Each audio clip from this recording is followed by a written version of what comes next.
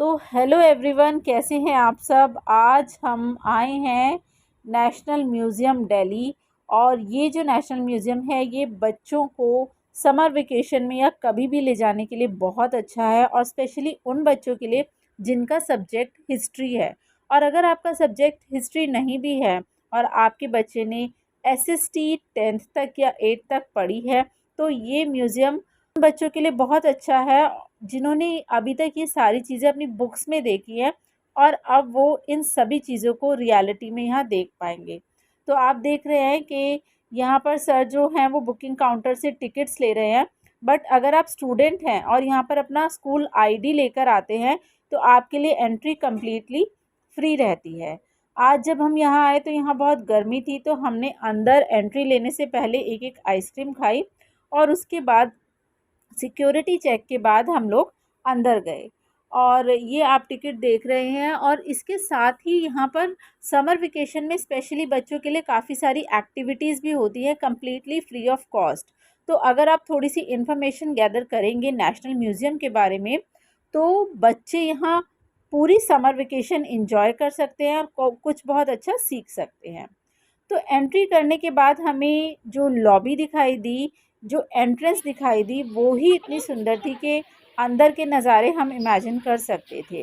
और हर स्टैचू के साथ यहाँ पर कुछ ना कुछ इन्फॉर्मेशन लिखी हुई थी। वो स्टैचू कहाँ से लाया गया है, उसके बारे में पूरी इन्फॉर्मेशन, कब का है, उसका पीरियड कौन सा है, वो सारी इन्फॉर्मेशन यहाँ पे दी हुई थी। और सभी लोग, बड़े बच्चे, बहुत ध्यान से इन चीज़ों को पढ़ रहे थे, क्योंकि ऐसा लग रहा था कि पूरी इंडिया से हिस्ट्री को कलेक्ट करके एक जगह पर गैदर कर दिया गया है। और ये यहाँ की एंट्रेंस है, और बिल्कुल डिजिटल एंट्रेंस यहाँ पर बना रखी है। यहाँ पर देखिए आप, अशोक के शिलालेख भी हैं बिल्कुल स्टार्टिंग में, एंट्रेंस पॉइंट पर ही आपको देखने को मिलेंगे। तो जब बच्चों ने ये सब देखा, सो दे वर सो एक्साइटेड कि जो चीज़ें वो अब तक अपनी बुक्स में देखते थे वो एक्चुअली एग्जिस्ट करती हैं, और वो एक्चुअली यहाँ पर हैं। तो जब आप बच्चों के साथ यहाँ आएंगे, so they will feel so lively कि जो चीज़ें अब तक उन्होंने सिर्फ पिक्चर्स में देखी हैं वो एक्चुअली किस तरह दिखाई देती हैं। तो जैसे ही हमने अंदर एंटर किया, so the vibes were so good, और बहुत अच्छी कूलिंग थी यहाँ पे। तो समर्स में हम ऐसी डेस्टिनेशन सर्च करते हैं जो इंडोर हो, जहाँ पे हमें गर्मी ना लगे, और जो इन्फॉर्मेटिव भी हो और साथ ही साथ इकोनॉमिकल भी हो। तो ये सारी चीज़ें आपको यहाँ पर मिल जाएंगी। और जैसे ही आप एंटर करेंगे तो कुछ इस तरह का डिजिटल कॉरिडोर आपको दिखाई देगा, जिसमें हिस्ट्री से रिलेटेड काफ़ी इन्फॉर्मेशन आपको फर्स्ट कॉरिडोर में ही मिल जाएगी। इसके बाद जैसे ही हम कॉरिडोर में आगे बढ़ते हैं तो इस तरह के जो हमें पेंटिंग्स दिखाई देती हैं, और जो स्टोन एज के हमें कुछ स्कल्पचर्स दिखाई देते हैं यहाँ पर, ये बहुत ही अट्रैक्टिव हैं। तो जब आप जैसे जैसे अंदर बढ़ते जाएंगे, आपका जो क्यूरियोसिटी है वो चीज़ों को देखने के लिए और ज़्यादा बढ़ती जाएगी। तो देखिए यहाँ पे साफ साफ लिखा हुआ है कुषाण काल, मौर्य काल, डिफरेंट डिफरेंट एजेस के अकॉर्डिंग यहाँ पे जो सामान है रखा गया है। और बच्चे इतना इंटरेस्ट लेते हैं हर चीज़ को, क्योंकि everything is mentioned in their books. So Priyanshi, आप बताइए आपको यहाँ के कैसा लग रहा है, कुछ बताइए, क्यों अच्छा लग रहा है। इंफॉर्मेटिव लग रहा है, जैसे अपने बच्चों की बात ये है जो है वो ऐसे ही करो। चीज़ें है ना, ये वो चीज़ें हैं जो लोगों ने ठुकरा दी थी। ये रॉ मटेरियल्स है, ये रॉ चीज़ें हैं जो जैसे आप देखते हो कि हिस्ट्री में कभी भी आपको जिसमें भी सब पार्टिकल्स मिलेंगे, एविडेंस मिलेंगे, तो ये बहुत सारी चीज़ें हैं जो कि लोगों ने ठुकरा दी थी। बिकॉज कभी भी जो मेन यूज़ की हुई चीज़ें होती हैं वो वहाँ पे एविडेंस में या फिर आर्कोलॉजिकल साइट्स में नहीं मिलती है। आर्कोलॉजिकल साइट्स में वही चीज़ें मिलती हैं जो कि मतलब ऐसी पड़ी हुई होती है, यहाँ पे लोगों ने जो लोग यूज़ नहीं करते।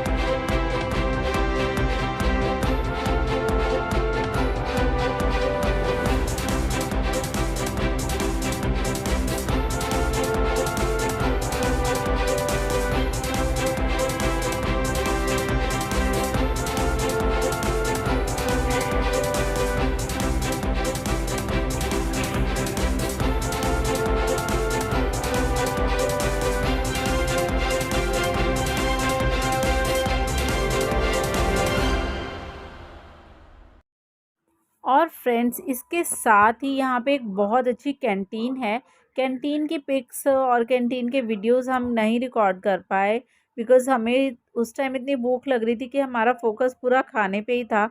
लेकिन खाना इतना बढ़िया है कि स्पेशली अगर आप खाने के लिए भी यहाँ जाएँ नेशनल म्यूज़ियम, कि आपको वहाँ का फूड टेस्ट करना है, so that will be also वर्दी। आपको ज़रूर विज़िट करना चाहिए कैंटीन में।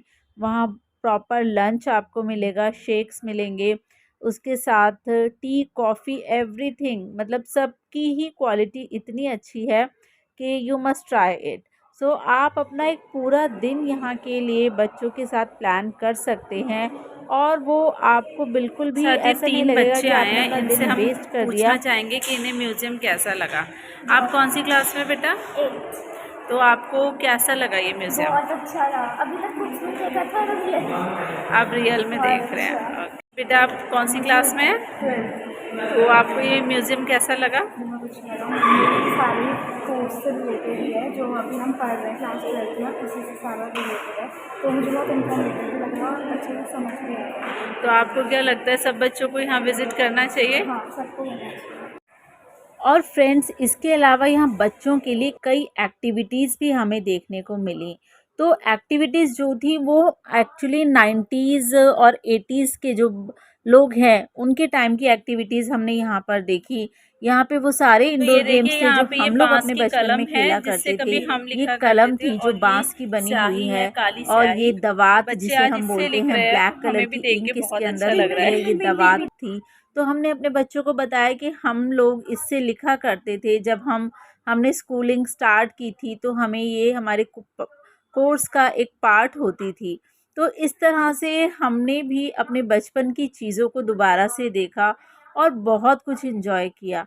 और अब जिस गैलरी में हम जा रहे हैं और आप हमें देख रहे हैं, मुग़ल ईरा की गैलरी है और यहाँ पर इतना सुंदर वर्क था देखने के लिए, इतना अच्छा वर्क था, इतने मिनिएचर वर्क थे कि अनबिलीवेबल जिसे कह सकते हैं। और आज से इतने साल पहले ऐसा काम होता था, ये देखकर हमें बहुत अच्छा लगा। और ये जो सब आप आइटम्स देख रहे हैं, इस सब की खासियत ये है कि ये मार्बल से नहीं बने हुए, ये बने हुए हाथी दांत के ऊपर।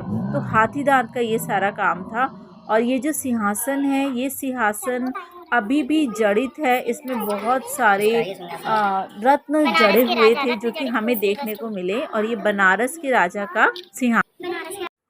और इसके बाद फ्रेंड्स यहाँ पर एक ऑडिटोरियम भी है जिसमें हिस्ट्री से रिलेटेड मूवी दिखाई जाती है और जो भी पूरे म्यूज़ियम में यहाँ पर सामान रखा हुआ है, चीज़ें रखी हुई हैं, उनके बारे में इंफॉर्मेशन दी जाती है। तो आप देख सकते हैं ये ऑडिटोरियम है यहाँ पे। तो जब आप बच्चों के साथ आएंगे तो ये भी एक अलग एक्सपीरियंस होगा बच्चों के देखने के लिए। इसके साथ यहाँ पे एक बुद्धा की गैलरी अलग से बनी हुई है और ये पूरी डिजिटल गैलरी है, वॉल्स पे भी डिजिटल वर्क है।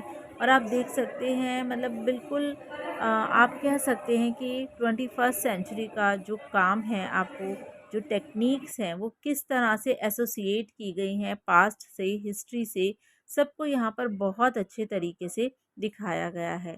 So on the whole it's a must visit place, you must visit this place, your children will enjoy it a lot.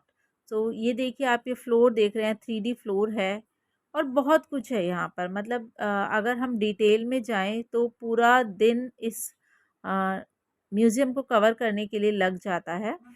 और आप देख सकते हैं बैक में एक बहुत सुंदर गार्डन है यहाँ पे।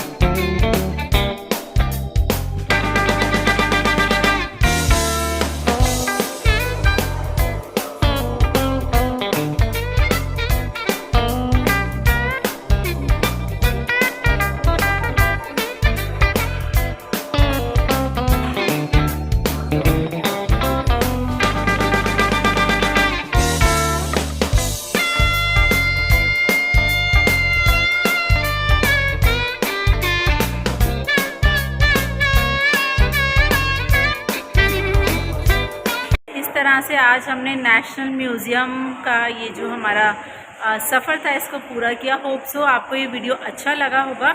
आप भी इन हॉलीडेज़ में अपने बच्चों के साथ नेशनल म्यूज़ियम दिल्ली ज़रूर विज़िट करिए, आपको बहुत अच्छा लगेगा।